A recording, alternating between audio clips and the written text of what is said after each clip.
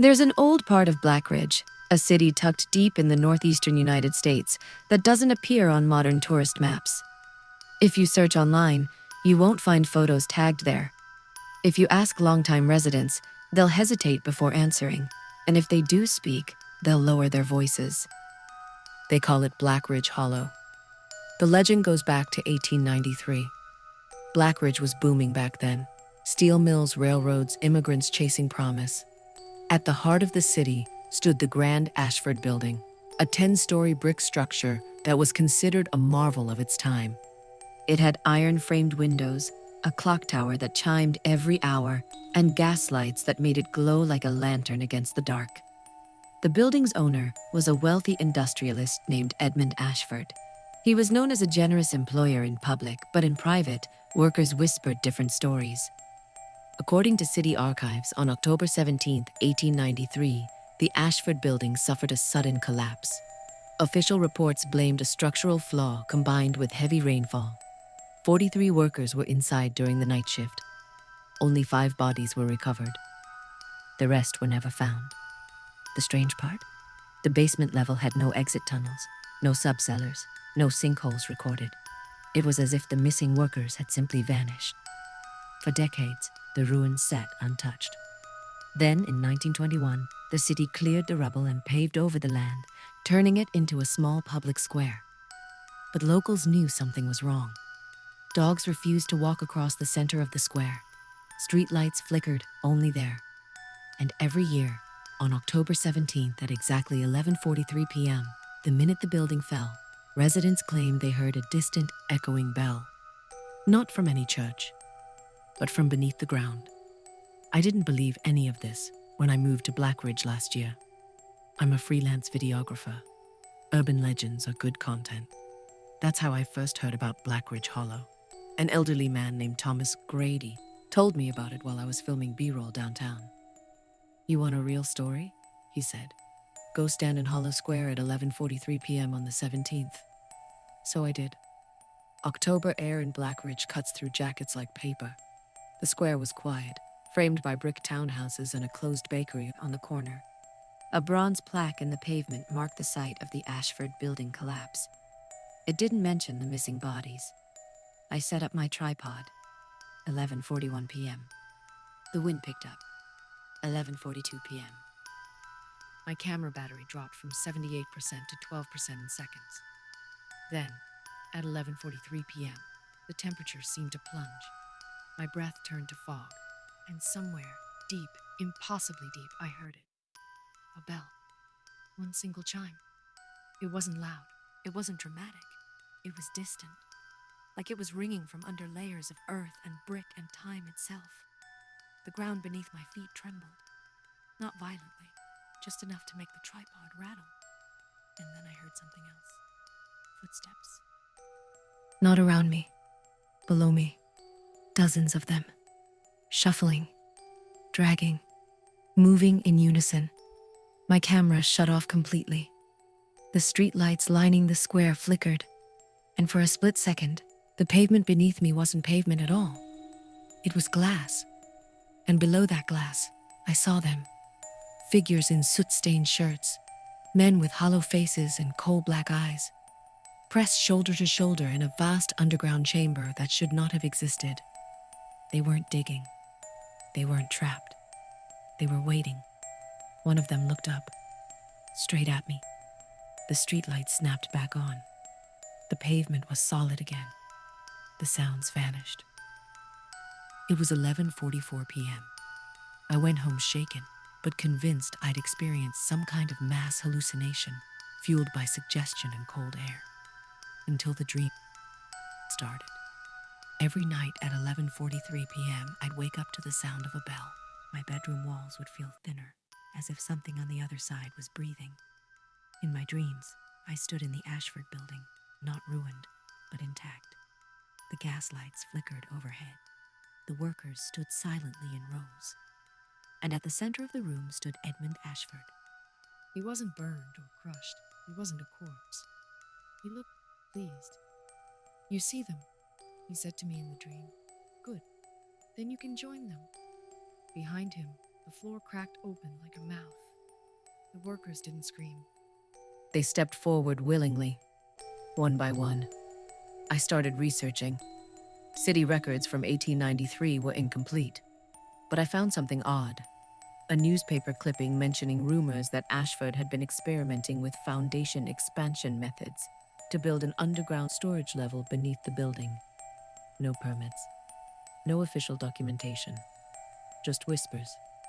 There were also letters from workers' families claiming they heard knocking beneath the rubble for days after the collapse, but rescue crews reported no sounds. And then I found the most disturbing detail. Edmund Ashford's body was never recovered either. By the following October, I was obsessed. I had to know what was under that square. Construction crews refused to dig. The city denied permits. One contractor told me off the record that ground-penetrating radar showed voids beneath the site, but the readings made no architectural sense. It was like an entire second structure existed under the earth, perfectly intact. On October 17th, I returned to Hollow Square. This time, I didn't bring a camera. I brought a shovel. It was stupid, illegal, dangerous. But at 11:40 p.m., I began digging at the exact center of the square where the plaque stood. The soil was strangely soft. Too soft. At 11:43 p.m., the bell rang again. But this time, it wasn't distant. It was right beneath me. The ground collapsed. I fell. I didn't hit dirt. I landed on tile. Old black and white checkered tile. Gas lights flickered along the walls. I was inside the Ashford building's basement. Except it wasn't a basement. It was vast, cathedral-like, stretching farther than the building ever could have. And they were all there. The workers, standing in rows, eyes open, breathing, not decayed, not skeletal, just preserved. In the center stood Edmund Ashford. "Welcome to the foundation," he said calmly. I tried to run, but the floor shifted beneath me like soft clay. The workers didn't grab me. They didn't need to.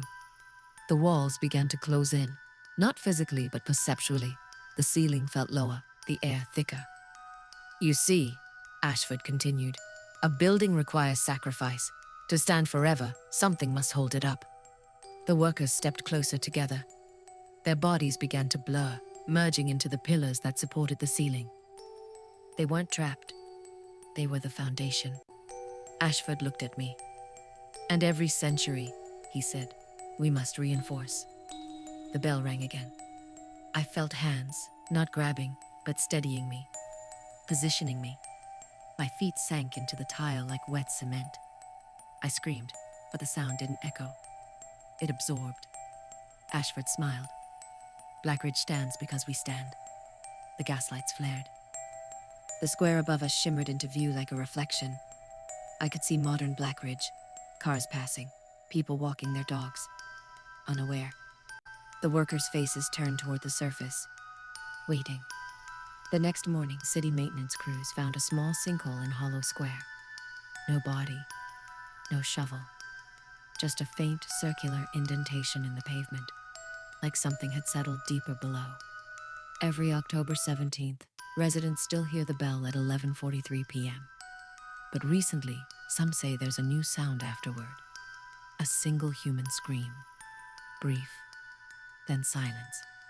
And if you stand in the square long enough, you might notice something else.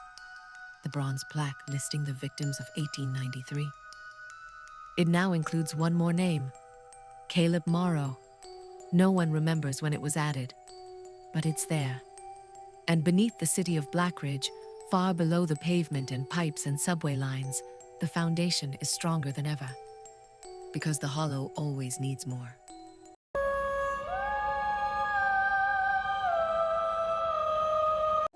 If you ever find yourself walking alone in an old Philippine city after midnight and you see a street that doesn't appear on Google Maps, turn back. Especially if it's called Calle Balete. Every major city in the Philippines has one.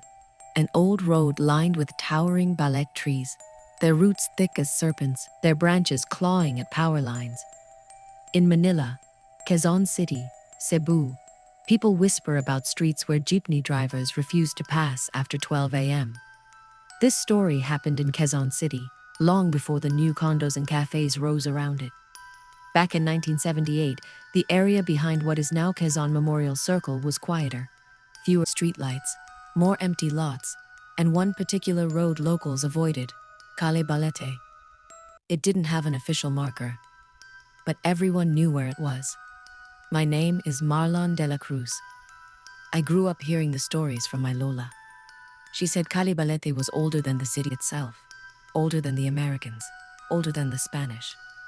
The legend claimed that before Quezon City was built, a small barangay stood there. One night, during a violent storm, the entire village vanished. Not burned, not flooded, vanished. In its place grew a single enormous balete tree. Its roots were said to drink more than water. I never believed any of it. Not until 2009. I was a call center agent working night shifts. My schedule ended at 2 a.m. One payday Friday, after Inuman with my coworkers, I decided to walk home instead of waiting for a tricycle. It was a mistake. The shortcut led past an old stretch of road locals still called Calle Balete. The streetlights flickered as I stepped onto it. At first it looked normal. Cracked asphalt, quiet houses behind iron gates, dogs barking in the distance. But the deeper I walked, the quieter it became. No cars, no dogs, no electric hum, just the sound of leaves shifting overhead. Then I noticed something strange. The houses were gone. I turned around. The entrance to the street had disappeared. Behind me stood only more road and more balete trees. Their trunks were massive, twisted together like bodies clinging in fear. My phone lost signal. No bars, no data. The air felt heavier, humid but cold. And then I heard it. A soft whisper. Umuwi ka na. Go home. It came from above. I looked up. The branches moved without wind. And hanging from one of them, almost blending with the shadows, was a woman. Her hair was long, covering her face. She wore an old white saya torn at the hem. Her feet weren't touching the branch. She wasn't hanging. She was standing on air. I froze. She tilted her head slowly. Then, in a voice that didn't echo, but felt like it was inside my skull, she said, "Hindi ka taga rito. You don't belong here." I blinked. She was gone. But the road had changed. The asphalt beneath my feet turned to dirt. The houses became nipa huts. Oil lamps flickered in doorways. I could hear children laughing, roosters crowing. The air smelled like wet earth and smoke. I wasn't in 2009 anymore. I was standing in the missing barangay. People walked past me, but they didn't see me. Their clothes were old, pre-war style. Carabaos rested near fences. Then the sky darkened unnaturally fast. A storm rolled in. Thunder cracked like cannon fire. The villagers began to panic. An old man shouted for everyone to gather near the balete tree at the center of the barangay. It was smaller then, but still enormous. The same woman from before stood beside it. Except now, her face was visible. Her eyes were completely black. She raised her arms. The wind stopped. The rain froze midair, and the ground began to open. Not split, open, like a mouth. The villagers screamed as the earth swallowed the huts, the animals, the people. One by one. No blood, no debris, just sinking, as if the land itself was hungry. The last thing I saw before everything went dark was the woman staring directly at me, smiling. I woke up lying on asphalt. It was 3:17 a.m. Cars passed normally. Streetlights buzzed overhead. I was at the edge of Quezon Memorial Circle. Calle Balete was gone. In its place was a concrete wall covered in graffiti. I told myself it was a drunken hallucination, until I checked my phone. There was a video recording I didn't remember taking. 3 minutes long. It showed me walking down a dirt road lined with nipa huts. At the end of the video, the camera tilted upward toward a massive balete tree. and hanging from one of its branches was me, my body swaying gently, eyes closed. I stopped taking shortcuts after that. Years passed. I got married, moved to another part of Quezon City, tried to forget. But every year, during the rainy season, when the wind howls past midnight, I hear it again. Umuwi ka na. Last month, my son asked me something strange. Papa, he said, why is there a big tree in my dream? I froze. What tree? The one where the lady lives. She says we used to live there too. I don't let him play outside after dark anymore. Because I've learned something about Calle Balete. It doesn't stay in one place. Some say it appears in Manila. Others claim they've seen it in Cebu or Davao. It doesn't matter which city. It only matters that it finds you. Urban planners once tried to map unusual sinkholes and missing person reports around Quezon City. A pattern formed, a rough circle centered near the old ballet grove behind the Memorial Park. But the report was never released publicly. Too many inconsistencies. Too many disappearances marked as voluntary. The elders say the ballet tree was never just a tree. It was a doorway. And every generation, it reopens. Not to swallow an entire barangay again, but to take one or two, enough to keep the roots flat. Last week, a construction crew clearing land near Quezon City reported something odd. Their excavator report unclear. Not debris. Wood shaped like beams, like the frame of old nipa huts. When they dug deeper, they found pottery, tools, bones. But the next morning, the site was sealed off by officials, classified as unstable soil. The workers were told to stay quiet. One of them didn't. He posted photos online. In the background of one image, behind the caution tape, stood a woman in white, watching. The post was deleted within hours. The worker's account vanished. No one has heard from him since. If you ever drive late at night in Quezon City and your GPS suddenly reroutes you through an unfamiliar street lined with massive trees, don't follow it. If your signal drops, if the air grows colder, if you hear someone whisper, "Umuwi ka na," do not look up, because if you do, you might see yourself already there, hanging gently from a branch that wasn't there yesterday. And when the rain starts to fall and the thunder cracks open the sky, you may realize something terrifying. The barangay was never destroyed. It was relocated underneath the city, waiting. And the roots of Calle Balete are still growing.